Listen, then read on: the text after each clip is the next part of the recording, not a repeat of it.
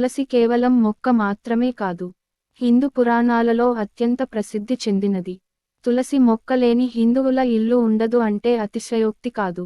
తులసి పురాణాల్లోనే కాదు, వైద్య పరంగా కూడా అత్యంత ప్రయోజనాలు కలిగిన మొక్క. తులసి అంటేనే పవిత్రమైనది.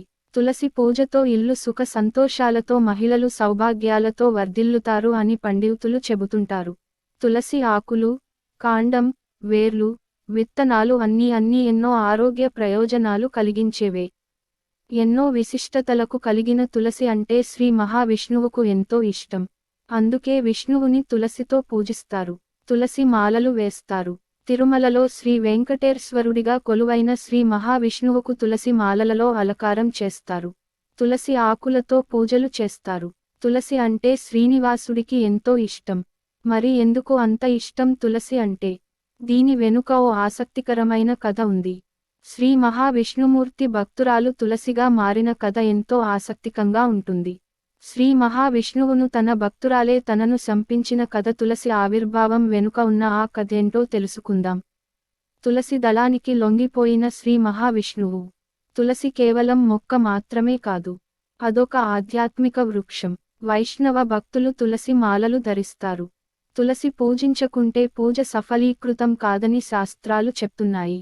ఇక శ్రీకృష్ణుడి తులాభారం కథను పూర్తి మలుపు తిప్పింది కూడా తులసి దళమే. తులసి ఆకు, మణులు, మాణిక్యాలు, బంగారం, వెండి ఎన్ని సంపదలు సమర్పించినా ఆయన తులాభారంలో ఒక్క అంగుళం కూడా కదలలేదు. కానీ ఒక్క తులసి ఆకు వేయగానే ఆ శ్రీ మహావిష్ణువు ఆ తులసి దళానికి సరిసమానంగా సరితూగాడు.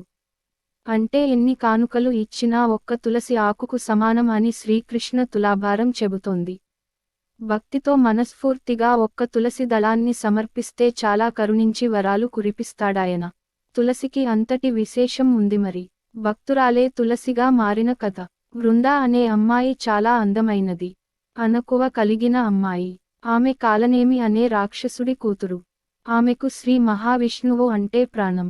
ఆయకు పూజ చేయనిదే పచ్చి గంగ అయినా ముట్టేది కాదు. నిత్యం విష్ణు ఆరాధనలోనే మునిగిపోయేది. అటువంటి ఉత్తమురాలికి జలంధర్ అనే యువకుడితో వివాహం జరిగింది. పరమ త్రినేతుడు, శివుడు, మూడో కన్ను నుంచి వచ్చే అగ్నిలోంచి పుట్టినవాడు జలంధరుడు. అమిత శక్తివంతుడు. జలంధరుడు వృందను ఇష్టపడ్డాడు. శివాగ్నిలో పుట్టి జలంధరుడిగా మారిన కథ. ఇంద్రుణ్ణి శిక్షించడానికి దావాగ్నిని శివుడు గంగా సాగరంలో దాచిపెట్టాడు. ఆ అగ్నిబాలుడి రూపం ధరించాడు సముద్రుడు. తరువాత ఆ బాలుడ్ని బ్రహ్మకు అప్పగించాడు. ఆ బాలుడికి పేరు పెట్టడానికి బ్రహ్మ దగ్గరకు తీసుకోగానే కంటి నుండి నీరు వచ్చిందట. అప్పుడు బ్రహ్మదేవుడే స్వయంగా ఆ బాలుడికి జలంధరుడు అని పేరు పెట్టాడు. అలా శివాగ్నిలో పుట్టిన బాలుడు జలంధుడిగా మారాడు. అలాగే నిన్నువుడు తప్ప మరెవర్వరు చంపలేరని వరమిచ్చాడు. రాక్షసుల గురువు శుక్రాచార్యుడి శిక్షణలో జలంధరుడు రాక్షస రాజు అయ్యాడు. దేవతలపై తన ప్రతాపంతో విరుచుపడేవాడు. ఇదిలా ఉంటే ఓ సందర్భంగా వృందను చూసిన జలంధరుడు ఆమెపై మనస్సు పారేసుకున్నాడు. మహావిష్ణువుకు భక్తురాలైన ఆమెను విధివశాత్తు వృందాకు జలంధర్కు వివాహం జరిగింది.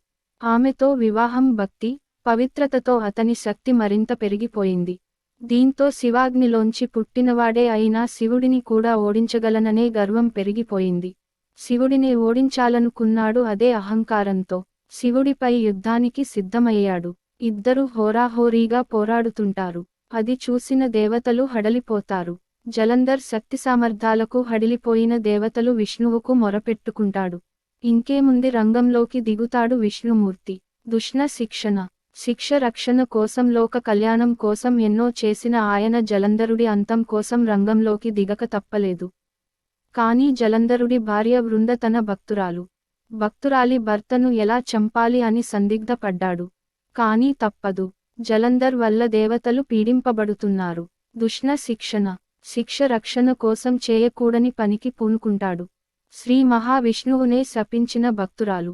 జలంధర్ శివుడితో యుద్ధం చేస్తుండగా జలంధర్ రూపంలో విష్ణువు వృంద వద్దకు వెళ్తాడు. మహావిష్ణువును తాకగానే తన భర్త కాదని తెలుసుకుంటుంది. ఆమె పాతివ్రత్యం అంత గొప్పది. పాతివ్రత్యం భంగం కావటంతో జలంధర్ శక్తి సన్నగిల్లుతుంటుంది.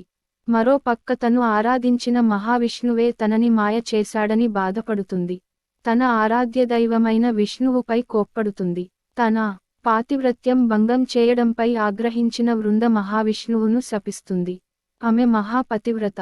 దీంతో ఆమె శాపనార్థం సాక్షాత్తు మహావిష్ణువుపై పనిచేస్తుంది. ఆమె శాపానికి గురైన విష్ణువు గండకి నది సమీపంలో శాలిగ్రామ శిలగా మారుతాడు. అందుకే గండకీ నదిలో శాలిగ్రామ శిలల్ని సాక్షాత్తు శ్రీ మహావిష్ణువుగా కొలుస్తారు. ఆ శాలిగ్రామాల్లో విష్ణు చక్రం, సూర్యుడు రూపాల్లో ఉంటాయి. ఇదిలా ఉంటే శివుడితో యుద్ధం చేస్తున్న జలంధర్ శక్తి తగ్గిపోవటంతో మహాశివుడి అస్త్రాలకు హతుడవుతాడు. భర్త మరణించాడని తెలుసుకున్న వృంద తీవ్ర మనస్తాపానికి గురవుతుంది. ఇక తన జీవితం ఎందుకు అనుకుంటుంది. అలా తన జీవితాన్ని ముగించుకోవాలనుకుంటుంది. వృంద తనువు చాలించే ముందు విష్ణుమూర్తి ఆమెను తులసిగా పిలుస్తాడు. నువ్వు చాలా గొప్పదానమ్మా. నిన్ను భూలోకంలోనే కాదు దేవతలు కూడా కొలుస్తారు. సౌభాగ్యాలను సిద్ధంగా గొప్పదానివిగా పూజలందుకుంటావని ఆశీర్వదిస్తాడు. అంతేకాదు తనతో పాటు పూజలు అందుకుంటుందని వరం ఇస్తాడు. ఇందుకే తులసి లేకుండా విష్ణువుకు ఏ పూజ చేసినా ఫలితం ఉండదనే నానుడి ఉంది. అందుకే ప్రతి ఒక్కరి ఇంట్లో ఉంటూ పూజలు అందుకుంటుంది.